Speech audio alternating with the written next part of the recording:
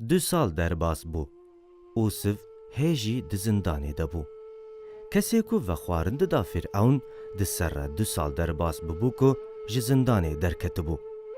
2 sal paşê Fîr'ewn xewnan dît. Her kesên ku di memleket de jîrin, aqilmendê memleket ji 4 aliyên memleket civand û ji wan re behsa xewnên xwe kir. Wan çi kir nekir, wan nekarîbûn xewnên Fîr'ewn şîrove bikin.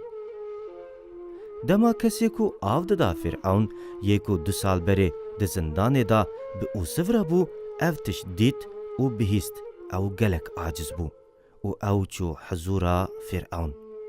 Ji Fîr'ewn re got: Ez benî îro sûcê min tê bîra min.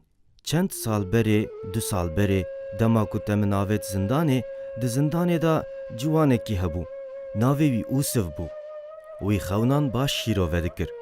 Dema ku te min ji wir derxist, dema ku te hevalê min jî ceza kir, te wî bi darê ve daleqand, 3 roj berê Ûsiv xewnên me şîrove kiribû. Lê piştê 3 roja xewnên ku wî şîrove kiribû rast derketin. Wî rast dizanibû, yanî ew dikare xewnên te şîrove bike. Dema ku Fîr'ewn ew tişt bihîst, wî got: Baş e, em wî ji zindanê derxin. û Fîr'ewn wî ji zindanê derxist. Gazê wî kir. Wî anên rûyê wî qusandin. Cilên wî paqij kirin û wî şuştin. Wî birin hizûra Fîr'ewn. û Fîr'ewn jê re got: Min xewnekî dît. Tu dikarî xewna min şîrove bikî gelo? Ûsiv jê re got: Na gelo. Ez nikarim xewnên te şîrove bikim. Xewna te ancaq xudan dikare şîrove bike. Lê Xwedayê mezin dikare min bişixulîne ji bo ku ez dikarim xewnên te şîrove bikim. Xudan min bikartîne. û Fîr'ewn jê re xewa xwe qal kir.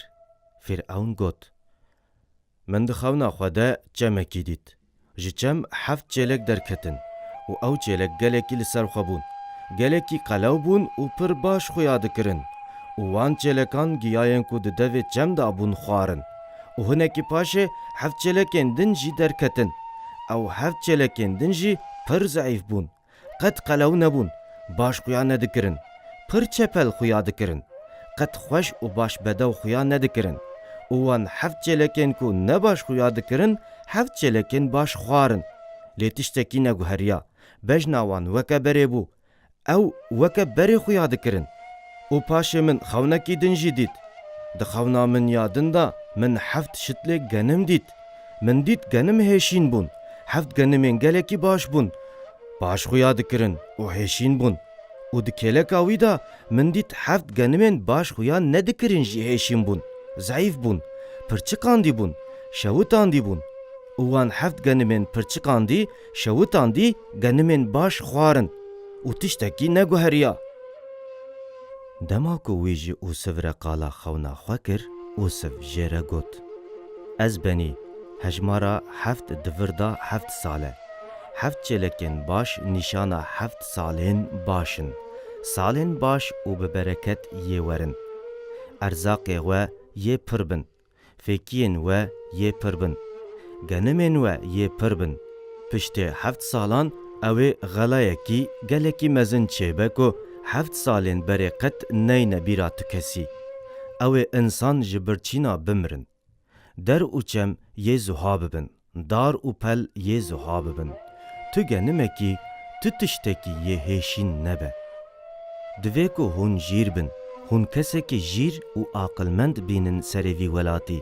Ji bo ku ev kes ji we re erzaq bicivîne, genim bicivîne, ji bo ku 7 salên xelayê dema ku hatin, hûn tengasî nekşînin.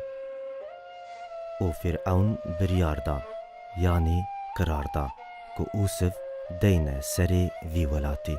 Fîr'ewn got: Baş e, yê Yûsif bibe serekê vî welatî. Ew ê bibe aqilmendê vî welatî. Lê ez hên jî qiralim, lê alîkarê min ew e. Ew ê alîkariya vî welatî bike ji bo ku 7 salên xerab baş derbas bibe. û wisa bû. Fîr'ewn wî kir serekê memleket. û di 7 salên ku bi bereket derbas bû de der û çiya hêşîn bûn. genim pir bûn. Usif li 4 aliyên memleket geriya. Genim civand. Depoyên mezin da çêkirin. Genim kir depoyan. Xwarinan civand. Fêkiyan civand. Ji bo ku 7 salên xerab baş derbas bibin. Ji bo ku di 7 salên xerab da ew birçî nemînin, xela xerab derbas nebe. 7 sal wisa derbas bûn. Piştî 7 salan salên xelayê dest pê kirin. Wextê ku salên xelayê dest pê kirin, wan fehm kir ku pirsgirêkekî gelekî mezin çêbû. û ji 4 aliyên welat insan hatin qesirê û xwe avêtin Fîr'ewn û ji Fîr'ewn xwarin xwestin. Jê genim xwestin. Dema ku wan xwest, Fîr'ewn ji wan re got: Herincem Usif, Usif yê alîkariya we bike. û ji welatên din jî insan hatin. Wan jî gelekî tişt ji wan standin. Lê di vir da em dikarin çi fehm bikin? Di vir da divê ku em zanebin, Xudan hakimê her tiştî ye. Xudan her tiştî dizane. Xwedê paşeroja me jî dizane, pêşeroja me jî dizane. Divê ku em bi Xudan ewle bin.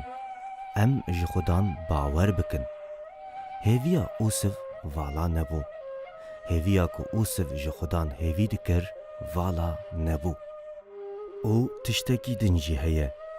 Divê ku em dizanibin ku eger rewşa me ne baş be jî Xudan tiştekî xerabî anîbe jiyana me jî, divê ku em hêvî bikin.